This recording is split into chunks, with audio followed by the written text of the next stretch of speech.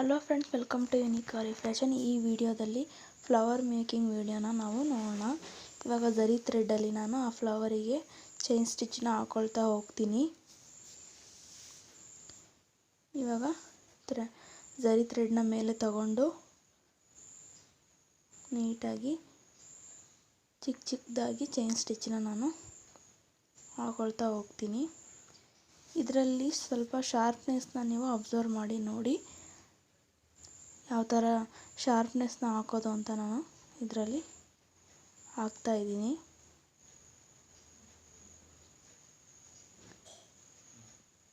ನಾನು easy method ಸ್ಟಿಚ್ನ use ಮಾಡಿಕೊಂಡು ಯಾವ ಥರ ಸಿಂಪಲ್ ಆಗಿರೋ ಫ್ಲವರ್ನ ಮೋಟಿಫ್ನ ಯಾವ ಥರ ನಾವು ಮೇಕ್ ಮಾಡ್ಬೋದು ಅಂತ ನನ್ನ ವಿಡಿಯೋದಲ್ಲಿ ನಾನು ತಿಳಿಸ್ಕೊಡ್ತಾ ಹೋಗ್ತಾಯಿದ್ದೀನಿ. ಪ್ಲೀಸ್ ನನ್ನ ಚಾನಲ್ನ ಸಬ್ಸ್ಕ್ರೈಬ್ ಮಾಡ್ಕೊಳ್ಳಿ. ಆವಾಗಲೇ ನಾನು ಹಾಕೋ ವಿಡಿಯೋ ನೋಟಿಫಿಕೇಷನ್ ನಿಮಗೆ ಬರ್ತಾ ಹೋಗುತ್ತೆ. ಆವಾಗ ನೀವು ನನ್ನ ವಿಡಿಯೋನ ನೋಡ್ತಾ ಹೋಗ್ಬೋದು. ನೋಡಿ, ಇವಾಗ ಎಲ್ಲದಕ್ಕೂ ನಾನು ಚೈನ್ ಸ್ಟಿಚ್ನ ಹಾಕ್ತಾಯಿದ್ದೀನಿ. ನಿಮಗೆ ಸ್ವಲ್ಪ ಝೂಮ್ ಮಾಡಿ ತೋರಿಸೋದ್ರಿಂದ ಚೈನ್ ಸ್ಟಿಚ್ ಸ್ವಲ್ಪ ದೊಡ್ಡದಾಗಿ ಕಾಣಿಸ್ತಾ ಇದೆ. ನಾನು ಚಿಕ್ಕದಾಗಿ ಹಾಕ್ತಿರೋದು, ಝೂಮ್ ಆಗಿ ತೋರಿಸ್ತಾ ಇರೋದ್ರಿಂದ ನಿಮಗೆ ಸ್ವಲ್ಪ ದೊಡ್ಡದಾಗಿ ಕಾಣಿಸ್ತಾ ಇದೆ.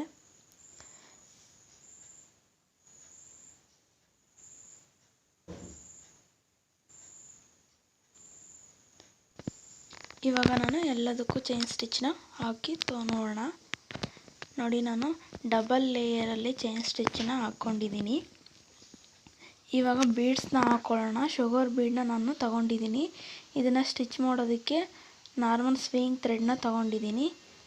ಇವಾಗ ಎರಡೆರಡೆ ಬೀಡ್ಸ್ನ ಹಾಕ್ಕೊಂಡು ಸ್ಟಿಚ್ ಮಾಡ್ಕೊಳ್ಳೋಣ. ನೋಡಿ, ನಾನು ಎರಡೆರಡೆ ಬೀಡ್ಸ್ನ ತಗೊಂಡು ನೀಟಾಗಿ ಸ್ಟಿಚ್ ಮಾಡ್ತಾ ಹೋಗ್ತೀನಿ. ಫಸ್ಟು ನಾನು ಜರಿ ಥ್ರೆಡ್ಡಲ್ಲಿ 2 ಲೇಯರ್ ಬಂದು ನಾನು ಚೈನ್ ಸ್ಟಿಚ್ ಹಾಕ್ಕೊಂಡೆ ಅಂದರೆ ಈ ಥರ ಶೇಪ್ ನಮಗೆ ನೀಟಾಗಿ ಸಿಗುತ್ತೆ. ಈಗ ಬೀಡ್ಸಲ್ಲಿ ಹಾಕಿದ್ರು ನೋಡಿ, ಇವಾಗ ಶೇಪಿಗೆ ತಕ್ಕಂತೆ ನಾವು ನೀಟಾಗಿ ಬೀಡ್ಸ್ನ ಹಾಕ್ಬೋದು. ಅದಕ್ಕೋಸ್ಕರ ನಾವು ಫಸ್ಟು ಚೈನ್ ಸ್ಟಿಚ್ಚಲ್ಲಿ ಹಾಕ್ಕೊಬೇಕು ಫ್ಲವರ್ನ. ಫ್ಲವರ್ ಅಂತ ಏನೂ ಇಲ್ಲ, ಯಾವುದೇ ಡಿಸೈನ್ ಆಗಲಿ, ಪಿಕಾಕ್ ಆಗಲಿ ಮತ್ತು ಬೇರೆ ಯಾವುದೇ ಡಿಸೈನ್ ಆಗಲಿ, ನಾವು ಚೈನ್ ಸ್ಟಿಚ್ಚನ್ನು ಫುಲ್ಲಾಗಿ ನಾವು ಅದು ಯಾವ ಶೇಪಲ್ಲಿದೆಯೋ ಆ ಶೇಪಲ್ಲಿ ಫಸ್ಟು ಚೈನ್ ಸ್ಟಿಚ್ಚನ್ನ ಹಾಕ್ಕೊಬೇಕು. ಆವಾಗಲೇ ನಮ್ಮ ಡಿಸೈನ್ ಬಂದು ನೀಟಾಗಿ ಫಿನಿಶಿಂಗ್ ಆಗಿ ಇರುತ್ತೆ. ಇವಾಗ ಬೀಡ್ಸ್ನ ನೋಡಿ ನಾನು ಹಾಕ್ಕೊಳ್ತಾ ಹೋಗ್ತೀನಿ.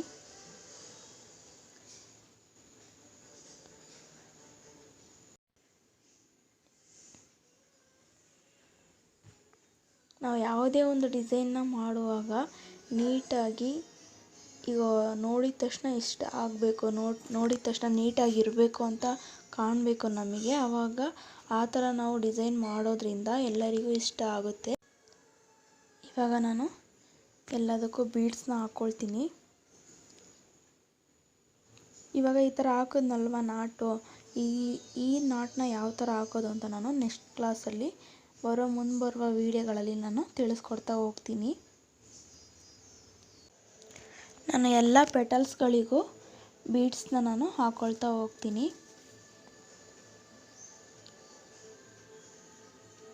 ನಾನು ಹಾಕೋ ವಿಡಿಯೋನ ನಾನು ಯಾವ ಥರ ಸ್ಟಿಚ್ ಮಾಡ್ತೀನಿ, ಬೀಡ್ಸ್ನ ಯಾವ ಥರ ಹಾಕ್ತೀನಿ ಅಂತ ಸ್ವಲ್ಪ ಕ್ಲಿಯರಾಗಿ ಅಬ್ಸರ್ವ್ ಆಗಿ ನೀಟಾಗಿ ನೋಡಿ. ಒಂದು ಸಲ ಇಲ್ಲಾಂದರೆ ಫಸ್ಟ್ ಸಲ ಅರ್ಥ ಆಗಲಿಲ್ಲ ಅಂದರೆ ಇನ್ನೊಂದು ಸಲ ವಿಡಿಯೋನ ನೀಟಾಗಿ ನೋಡಿ. ಒಂದು 2-3 ಟೈಮ್ಸ್ ವಿಡಿಯೋನ ನೋಡೋದ್ರಿಂದ ನಾವು ಆ ವಿಡಿಯೋನ ನೋಡೋದ್ರಿಂದ ನಮಗೆ ನೀಟಾಗಿ ಅರ್ಥ ಆಗುತ್ತೆ. ಅದಕ್ಕೋಸ್ಕರ ನಾನು ಹೇಳ್ತಾ ಇದ್ದೀನಿ. ಇವಾಗ ನಾನು ಎಲ್ಲದಕ್ಕೂ ಬೀಡ್ಸ್ನ ಹಾಕ್ಕೊಳ್ತೀನಿ, ಎಲ್ಲ ಪೆಟಲ್ಸ್ಗಳಿಗೂ.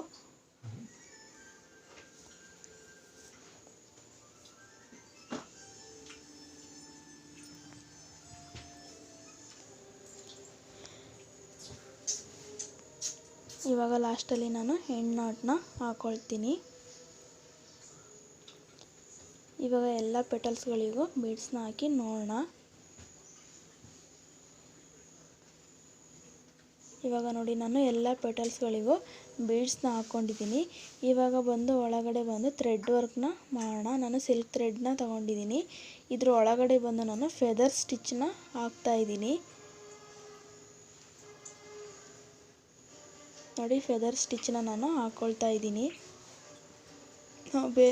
ಲೀಫ್ ಸ್ಟಿಚ್ನ ಹಾಕೊಬೋದು, ಬೇರೆ ಲೋಡ್ ಸ್ಟಿಚ್ನ ಹಾಕೊಬೋದು. ಇದೇ ಹಾಕಬೇಕು ಅಂತ ಏನಿಲ್ಲ.